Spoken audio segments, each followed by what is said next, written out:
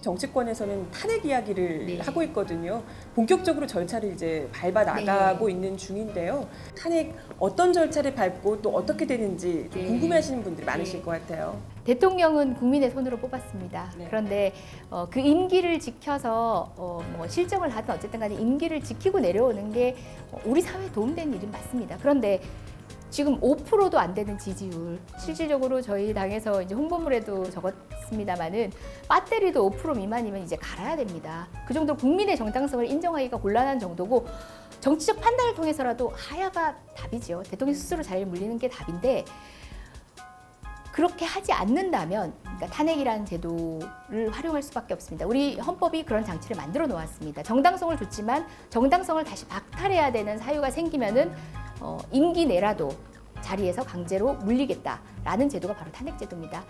그런데 최근에 공방들이 자꾸 대통령이 어떤 형사적 죄책을 져야 되느냐를 가지고 자꾸 탄핵 얘기를 끌고 가고 있다 보니까 대통령이 형사처벌되면 탄핵되는 것처럼 그게 좀 시야를 좀 좁게 보는 경향이 있더라고요. 근데 그 이전부터 대부분의 법조인들과 법학자들은 얘기를 했던 게 우리는 대통령이 형사처벌을 받기 때문에 내려오라고 하는 게 아니거든요.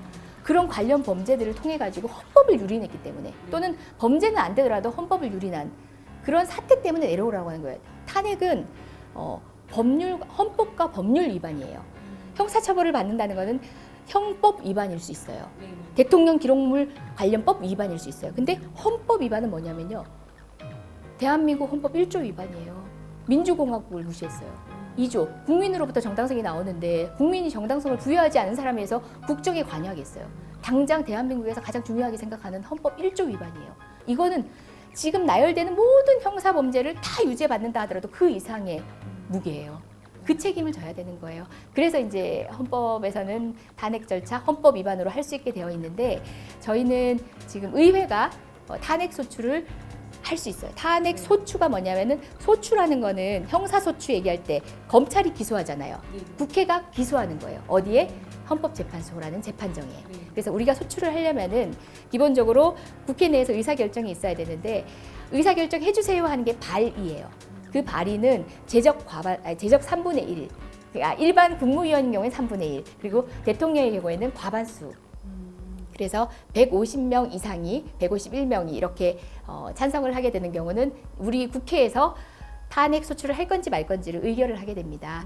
그 절차를 이제 야3당이 함께 하겠다라고 어제 저희가 보도를 통해서 이제 말씀을 드렸던 것 같은데요. 야3당이 합하게 되면 제적 과반은 됩니다.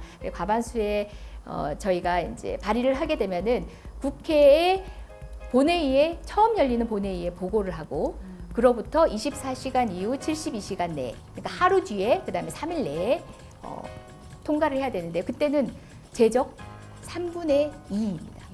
제적 3분의 2 이상이 돼야 됩니다. 그렇다 보니까 우리 야당 의석만으로는 부족하기 때문에 지금 최근에 그 새누리당에서 탄핵을 지지하고 탄핵해야 된다라고 생각하시는 분들의 이제 의중도 유심히 살펴보고 있습니다. 저는 국민의 민심을 그 소위 말하는 비박계라고 불리우기도 하고 또 친박 중에서도 의사표시를 드러내지 않지만 이 국민의 민심이 예전과 다르다. 그리고 이건 정말 헌정사에 있을 수 없는 일이 벌어졌다고 해서 고민하는 의원분들이 많다고 생각하거든요.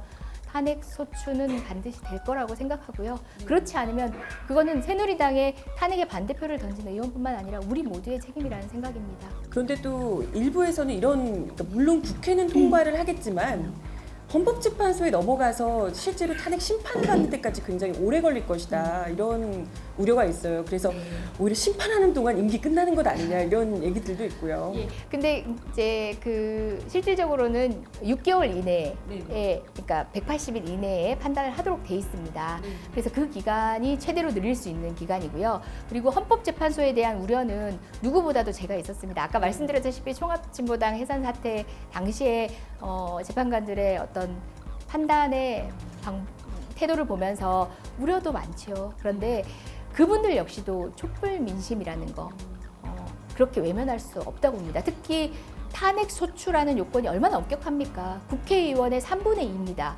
여당도 포함된 국민의 대표가 요구한 겁니다. 거기에서 자신의 어떤 정치적 편견을 이유로 국민의 요구를 거부할 재판관은 없을 거라고 저는 생각합니다. 뭐 있을 수는 있겠지만 그렇게 될 경우에는 본인이 헌법재판관이라는 그 추앙받고 존중받아야 될 자리에서 물리고 난 이후의 역사의 평가가 어떨 건지 모르지 않을 거라고 봅니다. 그 정도라도 감행해서 정말 박근혜 정부를 지켜야 한다라는 소신이 있는 분이라면 뭐 그거야 저희가 어쩔 도리는 없지만 저는 상식적이고 진보 보수를 떠나서 정말 상식적인 수준을 지켜주지 못한 대통령에 대한 저희의 어떤 그 판단은 보수적인 헌법재판과 또 다르지 않을 거라고 믿습니다.